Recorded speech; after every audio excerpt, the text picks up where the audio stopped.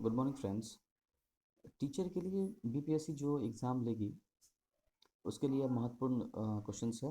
उन स्टूडेंट के लिए जो 6 to 8 में सोशल साइंस से एग्ज़ाम देंगे उनके लिए एक महत्वपूर्ण सीरीज़ है। यह हिस्ट्री का क्वेश्चंस है। इसके बाद मैं ज्योग्राफी और पॉलिटी का क्वेश्चंस भी लाऊंगा जो कि बहुत ही अपने आप में बहुत महत्वपूर्ण क्वेश्चंस है। तो चलिए शुरू करते हैं। पहला क्वेश्चन है, मुर्शीद कुली खान ने अपनी राजधानी ढाका से मुर्शिदाबाद हस्तांतरित की थी। यह किस नदी के तट पर है? मुर्शीद कुली खान ने अपनी राजधानी ढाका से मुर्शिदाबाद स्थानांतरित कर दी थी। यह किस नदी के तट पर है? तो इसका आंसर हो जाएगा ए, भागीरथी नदी पर। दूसरा क्वेश्चन है, हैदर बेग ने 1720 में सैयद बंधु हुसैन अली खां की हत्या कर दी थी। हैदर बेग कहाँ का रहने वाला था?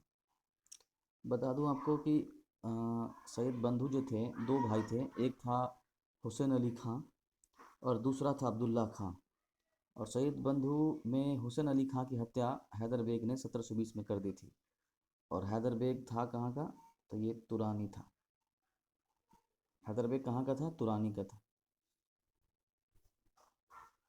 तीसरा क्वेश्चन है, जेम्स प्रथम ने अपने राजदूत के रूप में सर्वप्रथम किसे भेजा था जो 1609 में मुगल शासक जहांगीर के दरबार में आया था? बहुत ही महत्वपूर्ण इंपॉर्टेंट क्वेश्चन है ये कि जेम्स प्रथम ने अपने राजदूत के रूप में सर्वप्रथम किसे भेजा था जो 1609 में मुगल शासक जहांगीर के दरबार में आया था? तो इसका आंसर है captain Hawkins. Captain Hawkins Jahangir के दरबार में आया था। बता दो कि ये ऑप्शन से डी, अल्मेरा। अल्मेरा जो था भारत के का प्रथम पुर्तगाली वायसराय था। प्रथम पुर्तगाली वायसराय था अल्मेरा, जो कि 1505 ईस्वी में आया था। यह 1505 ईस्वी में आया था और अल्मेरा ने ही ब्लू वाटर पॉलिसी चलाई थी। यह भी इम्पोर्टेंट क्वेश्चन है कि इसका पूरा नाम था फ्रांसिसो द अल्मेरा। इसी ने वाटर पॉलिसी चलाई थी, ब्लू वाटर पॉलिसी चलाई थी। और यह भारत का प्रथम पुर्तगाली वायसराय था जो 1505 ईस्वी में आया था। ठीक है। अगला क्वेश्चन है, गोवा को पहली बार किसके नेतृत्व में जीता गया था? गोवा को पहली बार किसके नेतृत्व में जीता गया था? तो इसका आंसर है Alfonso de Albuquerque. Alfonso de Albuquerque. Goa को पहली बार अल्फांसो द अल्बुकर्क के नेतृत्व में जीता गया था। अल्बुकर्क 1509 में आया था। यह भी पुर्तगाली वाइसराय था। अल्बुकर्क ने गोवा को बीजापुर के राजा आदिल शाह से जीता था। बीजापुर के राजा आदिल शाह से गोवा जीता था। अगला क्वेश्चन है, बंगाल के अंतिम नवाब कौन थे? बंगाल के अंतिम नवाब मुबारक उदौला थे। बंगाल के अंतिम नवाब मुबारक उदौला थे। और पहला नवाब था मुर्शिद अली खां जो 1713 से 1727 तक रहा था। और मुबारक उदौला 1770 से 1775 तक रहा था। मुबारक उदौला। और मुर्शिद अली खां ये पहला नवाब था और अंतिम नवाब था मुबारक उदौला। अगला क्वेश्चन है कि शेर मैसूर किसे कहा जाता था? शेर मैसूर टीपू सुल्तान को कहा जाता था। शेर मैसूर टीपू सुल्तान को कहा जाता था। इसका आंसर हो गया ए। तो बता दें कि टीपू सुल्तान जो था वो हैदर बेग का उत्तराधिकारी था। टीपू सुल्तान हैदर बेग का उत्तराधिकारी था। टीपू सुल्तान की मृत्यु 1799 ईस्वी में हो गई थी। ये वही हैदर बेग है जिसने सैयद बंधु की हत्या की थी। अगला क्वेश्चन है, पलासी का युद्ध 23 जून 1757 ईस्वी के बीच हुआ था। किन के बीच हुआ था? पहला क्वेश्चन से आपका हो गया।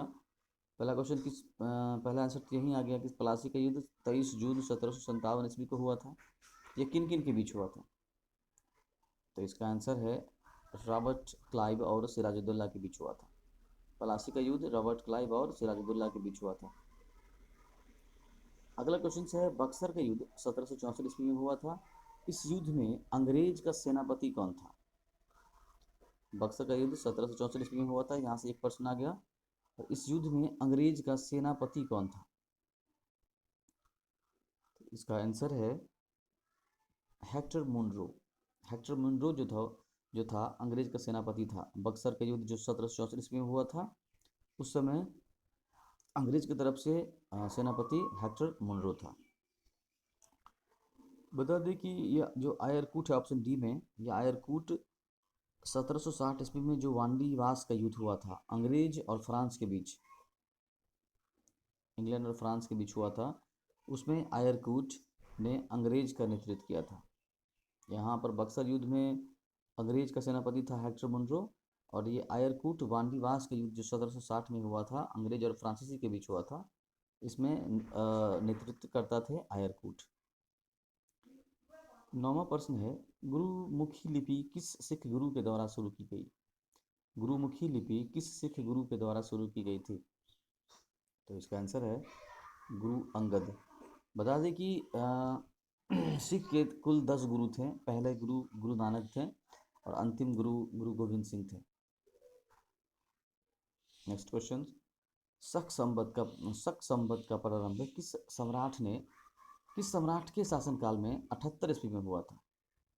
78 ईस्वी में हुआ था शक संवत का प्रारंभ। यहाँ से एक उत्तर आ गया। शक संवत जो प्रारंभ हुआ था वो 78 ईस्वी में हुआ था, और किस सम्राट के शासनकाल में हुआ था? तो इसका उत्तर है कनिष्क के शासनकाल में शक संवत प्रारंभ हुआ था।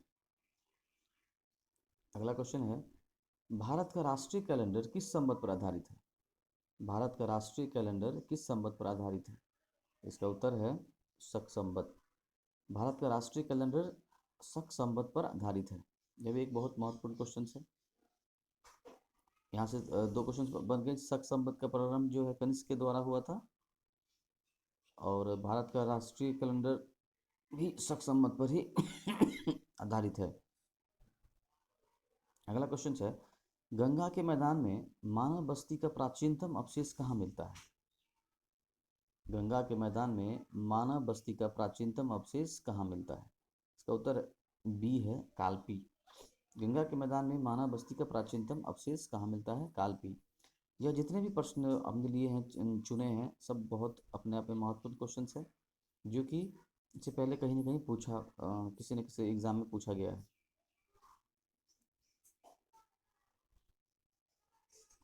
अगला क्वेश्चन है भारत में किस शिलाश्रय से सर्वाधिक चित्र प्राप्त हुए हैं?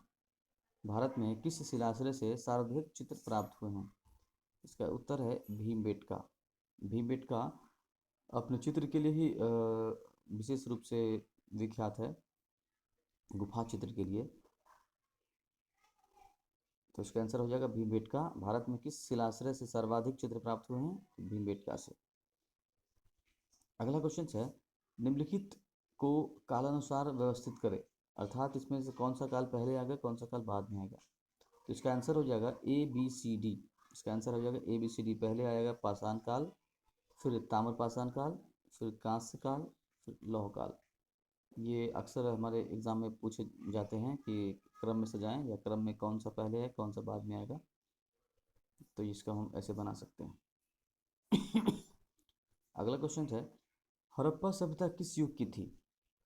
हड़प्पा सभ्यता किस युग की थी, अर्थात किससे संबंधित है? इन ऑप्शंस में से किससे संबंधित है हड़प्पा सभ्यता? कांस्य से, पुरापाषाण से, नवपाषाण से या लौह युग से? तो इसका सही उत्तर है कांस्य युग। हड़प्पा सभ्यता कांस्य युग से संबंधित। अगला प्रश्न है हड़प्पा सभ्यता की खोज किस वर्ष हुई थी? हड़प्पा सभ्यता की खोज किस वर्ष हुई थी?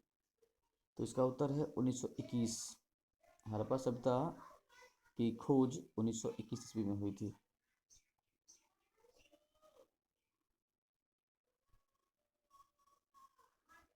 अगला क्वेश्चन है अशोक के शिलालेखों को पढ़ने वाला प्रथम अंग्रेज कौन था? अशोक के शिलालेख को पढ़ने वाला प्रथम अंग्रेज कौन था? तो इसका उत्तर है जेम्स प्रिशेप। इसका उत्तर बी हो जाएगा जेम्स प्रिशेप। अपने आप में बहुत महत्वपूर्ण क्वेश्चन है ये भी, वेरी इंपॉर्टेंट क्वेश्चन है ये, ध्यान रखिएगा। अगला प्रश्न है, किस पशु के अवशेष सिंधु घाटी सभ्यता में प्राप्त नहीं हुए। अर्थात क्वेश्चन है कि किस पशु के अवशेष सिंधु घाटी सभ्यता में प्राप्त नहीं हुए। तो इसका आंसर हो जाएगा घोड़ा।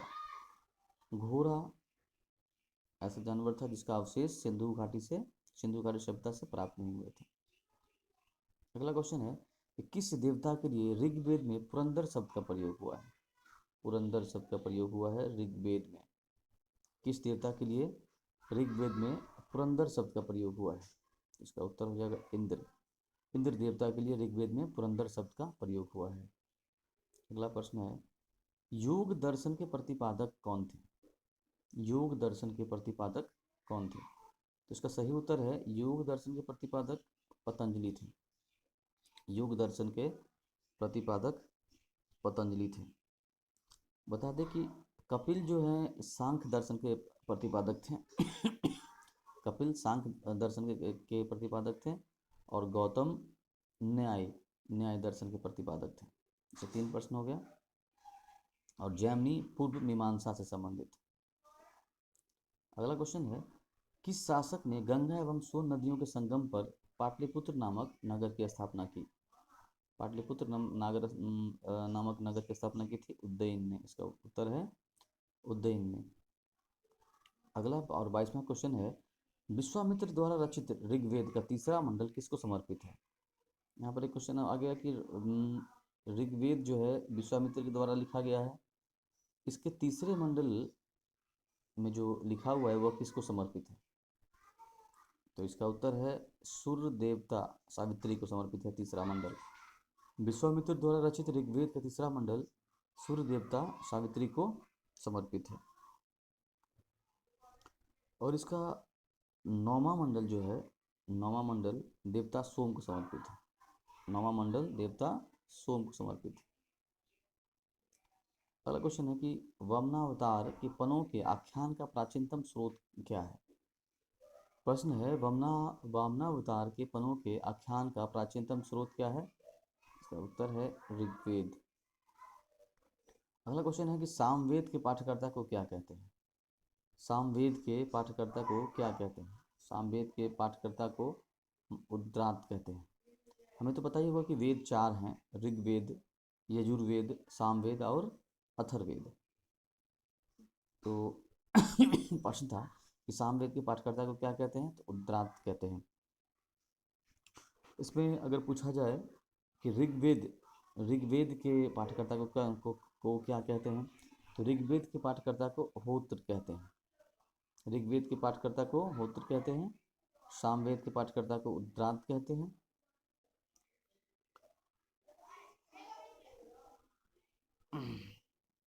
अगला प्रश्न है, त्रिपिटक ग्रंथ किस से संबंधित है। त्रिपिटक ग्रंथ किससे संबंधित है।